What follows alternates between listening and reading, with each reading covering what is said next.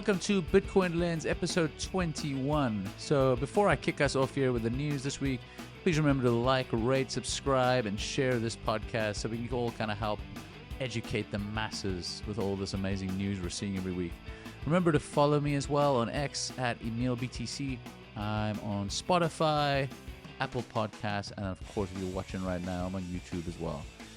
So let's just jump right into it here. First of all, I wanted to go over some of the big players that we go over every week, but MicroStrategy, once again, we're just seeing them add so much Bitcoin again. You know, they've released their chart this week again, so I'm imagining we're going to see some huge stacking again this week. But now MicroStrategy actually, they own 402,000 Bitcoin. So you compare that to Coinbase, they own about 9,000 Bitcoin, which is pretty crazy. Moving on to Amazon. Amazon, this is kind of a big one this week.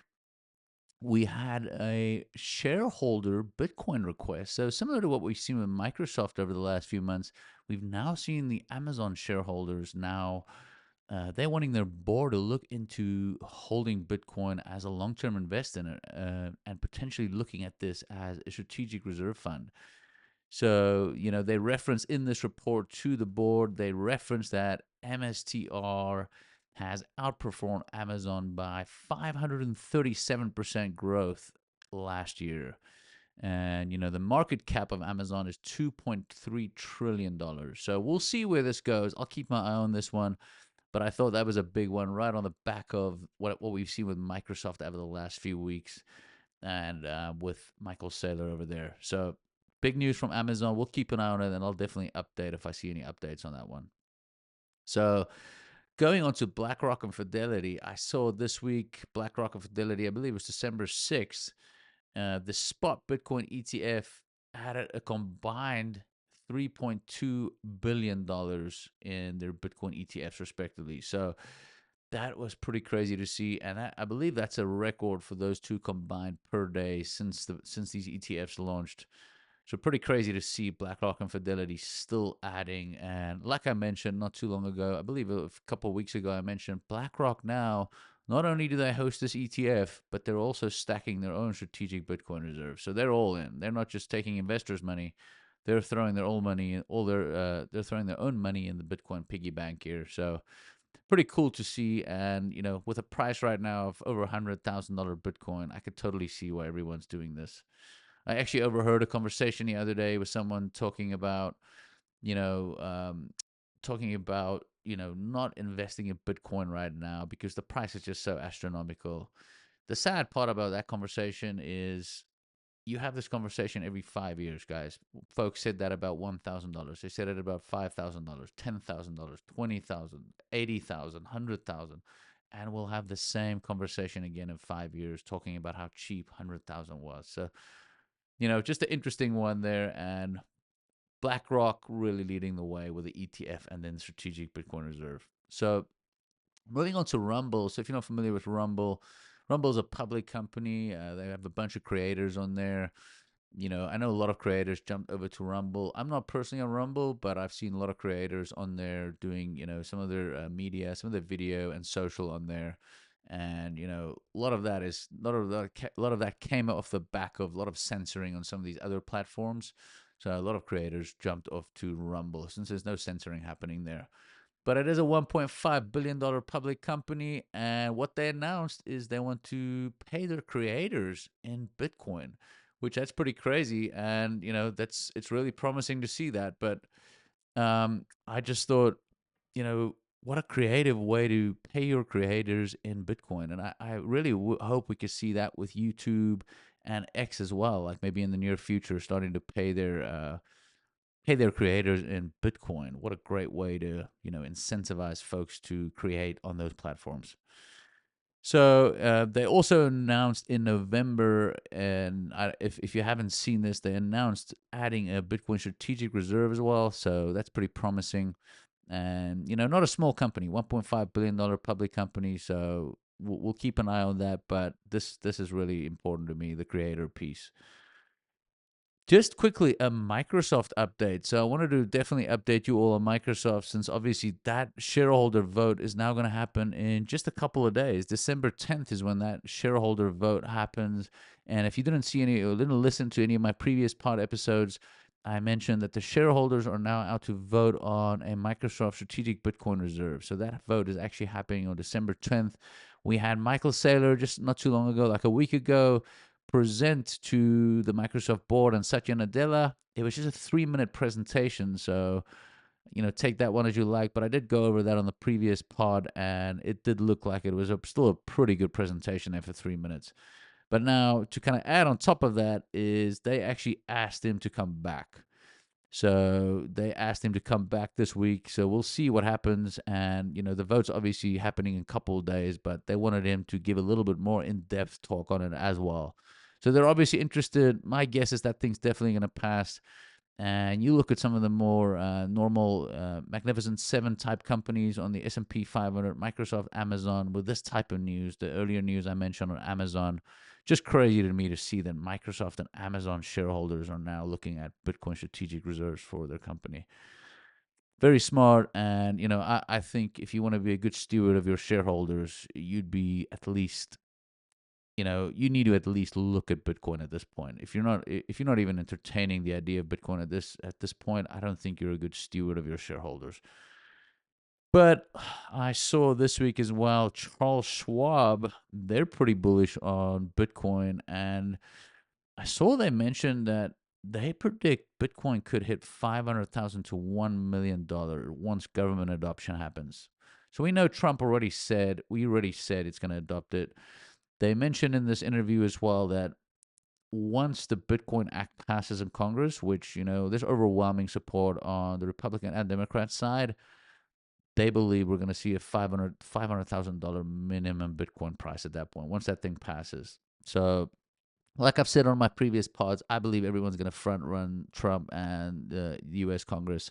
So, keep an eye on that. If you haven't stacked yet and take advantage of that spike that's about to come, it's going to be parabolic. So, definitely recommend it. Now, they also said, Charles Schwab also went out and said, if you don't have at least 10% of your portfolio in Bitcoin, you're risking falling behind. So I would agree. I mean, I'd be way more aggressive than that, but I'm not a financial advisor. These guys are the experts. So even seeing someone like Charles Schwab or a company like Charles Schwab say that you need to have at least 10% in your portfolio, that is mind blowing. That is absolutely mind blowing to see that in 2024 compared to what you saw these same banks and these same financial institutions said 5 years ago. They were like, this thing's going to zero. Now they're saying you have to have 10% in your portfolio, which is pretty crazy. So great news there from Charles Schwab. Just moving on to the countryside, and states and territories. So we saw in the U.S. this week some big news coming out of the U.S. We saw a new AI and crypto czar. So Trump announced and appointed David Sachs as the White House AI and crypto czar. If you're not familiar with David Sachs, he's part of the original PayPal mafia with Elon and some other guys. He's also on the All In podcast, very interesting podcast. If you haven't listened to that one, let's talk about a bunch of things in AI, tech, and touch on politics a little bit over the election as well. But really interesting takes there on All In Pod. But David Sachs, I think I'm a big fan of David Sachs. He bought his first Bitcoin in 2013. So seeing someone in a new role like this as an AI and crypto czar, he's obviously very familiar with AI as well. He was an early investor in a lot of AI companies, tech companies. And then on top of that, he bought his first Bitcoin in 2013. And he's been very vocal about, not just crypto, some opportunities for crypto, but how Bitcoin will pretty much change the way we look at the global financial system today. So very promising there for the US and for Bitcoin holders that David Sachs is the new AI and crypto czar. Also, some more good Trump admin appointments there from a crypto perspective. Tony Atkins. So Trump nominated the cryptocurrency advocate, Paul Atkins. Sorry, excuse me, not Tony Atkins, Paul Atkins. And he nominated him as the SEC chair. So SEC chair for Paul Atkins, pretty crazy. If you're not familiar with him, he's currently the CEO of Padomac Partners, and he was a former SEC commissioner. So he did, when he left the SEC, the years, those few years after he left the SEC, he did make it super clear that the SEC had way too much market regulation. He wasn't a fan of that. And he was also not a big fan of Gary Gensler, who just announced he's going to resign on January 20th, which is Inauguration Day. So Atkins also recognizes that, these digital assets like, Bitcoin, could be crucial to make America so much greater than it's ever been before, which kind of aligns with the Trump message. I thought that was interesting for him to say that, but yeah, really, really great news here. David Sachs, Paul Atkins, wow. If you're a Bitcoiner, even if you're a crypto person, Bitcoiner especially, but wow, you can't have much better appointments than that. So another update on the Satoshi Act Fund with Dennis Porter there, just busy orange pilling states, nations, sovereign country. But basically, there's a new confirmation from Dennis Porter. He announced this week that 10 states will be introducing a strategic Bitcoin reserves legislation here in the U.S. So big news there. I've been announcing some of these states every single week, but he's saying 10 will come on board soon. So, guys, it's just a matter of time before all 50 states have strategic Bitcoin reserves, along with the U.S. itself. U.S. government itself having a Bitcoin strategic reserve. And he basically said, after announcing this, he said, we're going to win with Bitcoin. We will lead the world. No one will come close. And the world will follow the U.S.'s lead, which I totally agree with. We've kind of set the trends here. The world does, in my opinion, the world does have a great chance to front run the U.S. right now, if they're open to how Bitcoin's going to change the world and where this price is actually going and how it's fundamentally going to change everything we know and do. So very interesting one there from Dennis Porter, Satoshi Act Fund. Also, this coming week now, the Middle East Bitcoin Conference in Abu Dhabi. Talking about the country game theory, you're going to see 88 countries at the Bitcoin MENA conference. That'll be from December 9th to 10th. Now, keep in mind, it's going to be 88 countries. You're going to have corporations there, individuals. I know Eric Trump, he announced he's going to be there. So it looks like the Trump family is still firmly into the Bitcoin space. Obviously, Donald Trump's at the Bitcoin conference in July in Nashville. I think this game theory is going to go crazy, guys. Just another interesting point, while we're moving to the Middle East with the Bitcoin conference, it's an interesting tweet I saw this week as well related to this. It was a tweet about Islam and specifically, and Rajat Soni, who I actually interviewed on this podcast before. He made an interesting point there. He said, today we've got 1.9 billion people that's practicing Islam. Bitcoin is compliant with Sharia or Islamic law, and it's considered halal money because there is no interest involved and there's also no usury. If you're not familiar with usury, it's basically just, interest rating people like crazy on borrowed money. So there's no usury, there's no interest involved, and this makes it halal money. So now, boy, he was asking, you know what the question is going to be stem from is, what happens to Bitcoin's price when pretty much all of the Islamic world, as well as the Middle East, where the Bitcoin conference this week is, when they all adopt Bitcoin, all those countries and all those corporations start adopting Bitcoin, as well as the people that live there all adopt Bitcoin. What's going to happen to the price, guys? This is one part of the world and one major group of the world, but I can't imagine what the price is going to do when we see truly wide scale adoption in the Islamic world. Moving on to Czech Republic, we now saw that Czech Republic announced this week that if you hold Bitcoin for over 3 years, well, good luck, because you have no more capital gains tax on that Bitcoin. So that's amazing. Great stuff from Czech Republic there. I thought that was super positive news. They also announced that they're going to ban banks from discriminating against Bitcoin businesses. And both these decisions were approved unanimously by their parliament on December 6th. And this will take effect on January 1st. So a lot of crypto punks moving to Czech Republic as well, I see, after this announcement. But great announcement there from Czech Republic.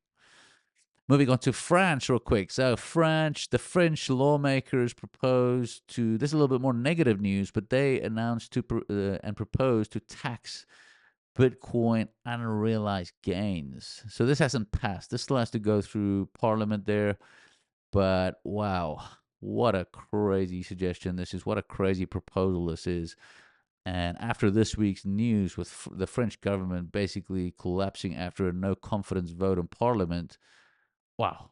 Well, how about some, icing on that cake to now propose Bitcoin unrealized gains? For those of you not familiar with unrealized gains tax, that basically means you hold an asset, you never sell it, government still taxes you. So if you want to really see a wealth drain in a country, you tax unrealized gains on the wealthy or even the non-wealthy. So really crazy. I hope that doesn't happen, but right now it's being proposed, so we'll have to see. Keep an eye on that.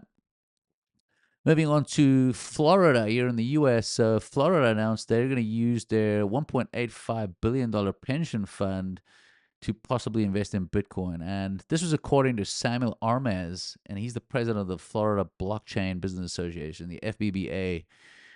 He suggests that if we even use 1% of Florida's $185 billion pension fund, that could amount to $1.8 billion in Bitcoin investment, which is a lot of Bitcoin. He also proposed, in addition to tapping into the pension fund, he also proposed to use Florida's $116 billion budget surplus from FY 2024-25 to invest in Bitcoin. So great news there for Florida. We'll see where that goes, but I'm super optimistic on Florida, and I bet they're going to do that. So we'll keep an eye on that. Bitcoin versus gold. I know I talked about gold and more gold being discovered in central China yesterday, which kind of completely debunks the rate of supply we've seen with gold being mined. And like I said last week, we don't truly ever know what the finite amount of gold is going to be. But I saw Jerome Powell, with the Fed chair, if you're not familiar, he said this week that Bitcoin is the new digital gold. So, guys, just let that sink in a little quick. So, you got the Fed chair. He said Bitcoin is a new digital gold, right? And they've been stacking gold for many, many decades now, centuries. Then you see U.S. Treasury naming Bitcoin digital gold after the price went parabolic over the last few weeks. So, Janet Yellen, U.S. Treasury Secretary there, they announced that it's also digital gold, which is kind of crazy. And they also the Treasury went one step further, and they suggested we could possibly use it to address the ever increasing national debt, which is now about 36 trillion. And they also said it's a great store of value. So you got the Fed chair, you got this Treasury Secretary now singing the praises of Bitcoin. It's kind of mind blowing to kind of tell you guys this, just because I know what I know from like 5, 6, 7 years ago, and boy oh boy were they singing a different tune. December 6th, just on the same topic of gold, Nayib Bukele of El Salvador, he revealed a new discovery of $3 trillion in unmined gold in El Salvador. So I saw Max Kaiser, he lives there, he's a U.S. citizen, but he lives there now, and a very prominent person in the Bitcoin world. He stated that El Salvador should create convertible notes on this gold and then use that funding to buy more Bitcoin, kind of make a la Sailor MicroStrategy move there. So I thought that was an interesting one, and I wouldn't be surprised, since Nayib Bukele and Max Kaiser are pretty close. I wouldn't be surprised if they pull something off like that. But yeah, they pretty much lifted a lot of the gold mining bans there. They found some other minerals as well. But yeah, that's going to be crazy to see what's happening next with that, and if they convert that into gold. Who knows? But really, the point I'm trying to make here as well, guys, is remember last week I announced 1,000 metric tons of gold found in central China. Now you see another $3 trillion worth of unmined gold in El Salvador. And, the whole debate, Bitcoin versus gold, the finite aspect of it, it just shows you, like, as technology evolves, as we evolve with AI, we're going to see way more gold being mined, guys. So the true finite number of that's going to get, tremendously higher, and your value of your gold is just getting depleted, which obviously can't happen with Bitcoin. Highly suggest, if you're interested in the gold versus Bitcoin topic, check out my pod episode on Bitcoin versus gold. Really interesting one. And then finally, just some quotes and facts of this week that I saw. So I saw 80% of all US dollars were created in the last 5 years.